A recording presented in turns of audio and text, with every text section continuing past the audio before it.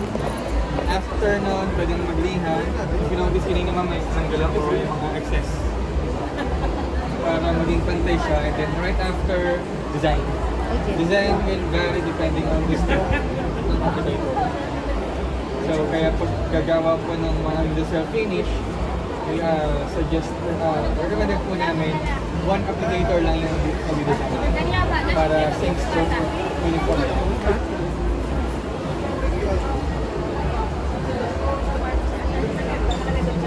So this is the ilagay ko isa. So application niya is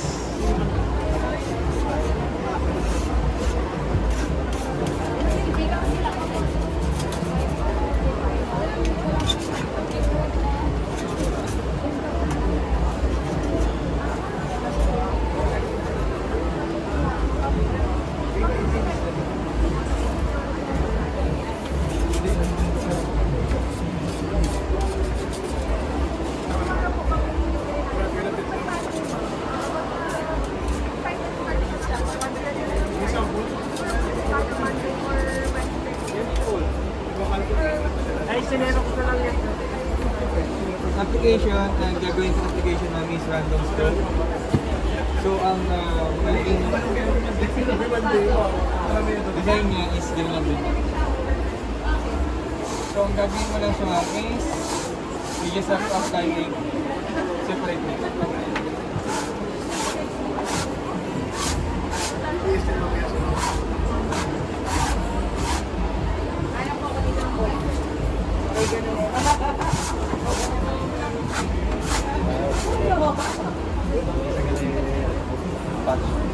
Patch na sandali. Hindi, busy.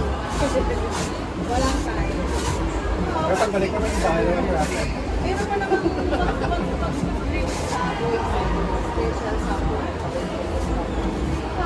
So patch lang. Then mag-overlap tayo na. Kailangan mag-overlap is part lang ng unang application. Unang apply. So say for example, this one. Kung maglalagay ako, kailangan medyo patuyo na itong nauna kong maglagay. Para pag naglagay tayo ng panibago, technically wala namang walang oras. walang oras, yes. Kailangan na kailangan halos mag-dry na yung unang apply bago maglagay na yung panibagong match. Para magbago yung kulay ng nilagay mo sa panibago.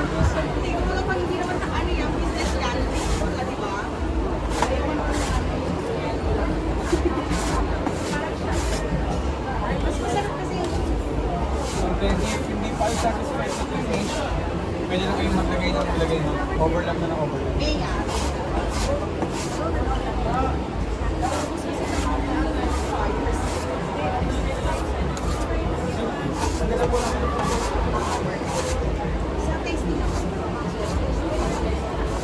So same mixture the whole time. Same mixture, yes. So if you notice ito mga yung mga lalabas na design, yung mga edges. Yung edges.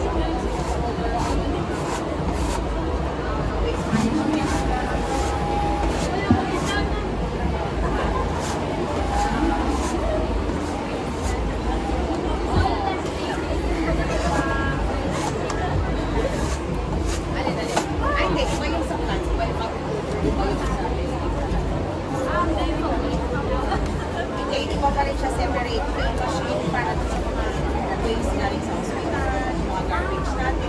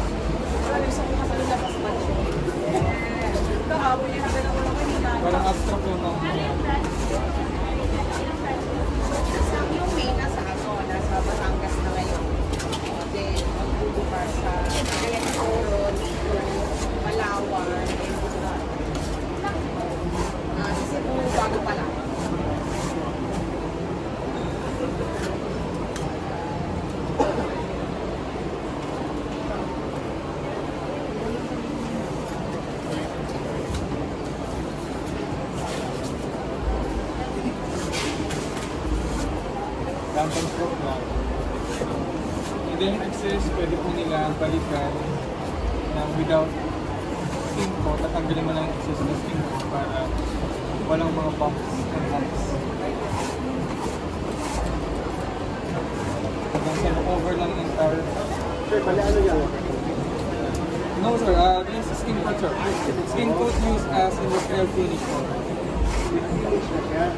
As industrial finish, ginamit siya industrial finish.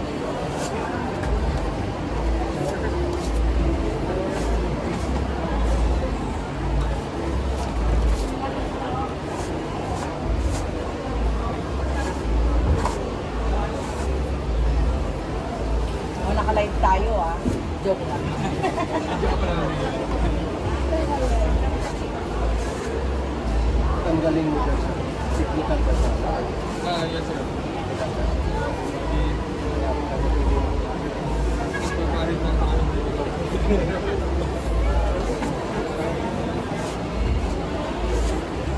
Pag hindi siya smooth, mas ano siya, no?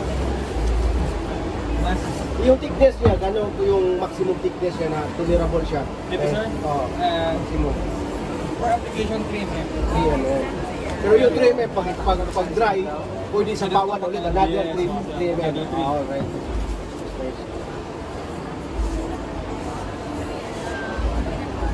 Kaiser finish.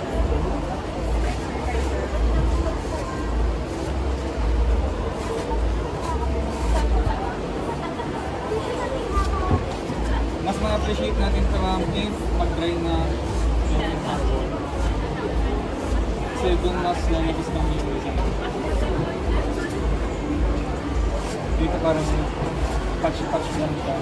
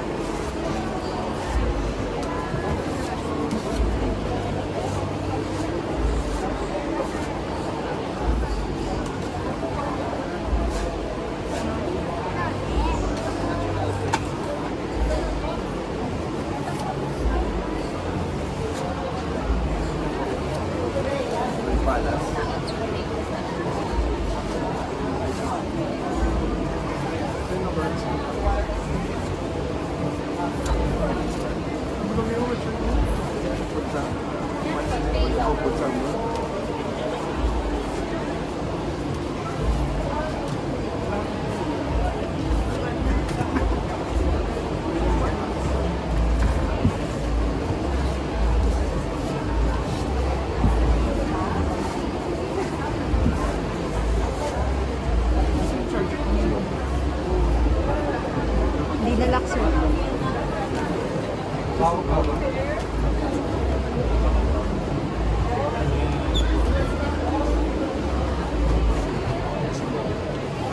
Battery ko na? Walang battery ko na. Ha? Wala ko battery ko na. Kung kaya ako. Nabili ko snack na hindi battery ko. Pagkaya lang ng konti na para mapag-patch pa. So basically, ganun lang yung industrial finish. So, ang ginagawa lang sa site is may isang labor naman lalagay ng preparation, pondo kung tawagin. First 2 coats and then isang applicator na siya na mapakover nito para sa industrial finish. Tapos ang top coat niya? And then top coat, we have 2 options, may gloss and matte. Ay, ma. Can you mix both para semi lang or no? Actually, yung gloss and matte namin magkaiba ng base. Yung gloss namin is solvent base, while yung matte namin is water base. So hindi siya, hindi ba control yung gloss? Sorry? No. Hindi siya pwede i-control yung gloss. Like, hindi siya pwede i-control. I-count down yung gloss. Oo. Wala akong wala For akong now. solvent base na medyo matapay yung shade. Actually, mahirap siya solvent base na material na bumaba yung shade. Because, Kasi any solvent base, shiny talaga. Unlike ng mga water-based yan, pwede mo gawa yung sheen niya, from gloss to flat. Meron pa ngayon, sir. Yung yung top coat. Pwede makita. Sorry? Yung top coat nyo. Wala na kami mga top 2 dito, but we have naman yung system. Ito po yung Protect Sealer and Match It. Dito ma'am. Ito yung finisher na ginawa natin. Protect Sealer.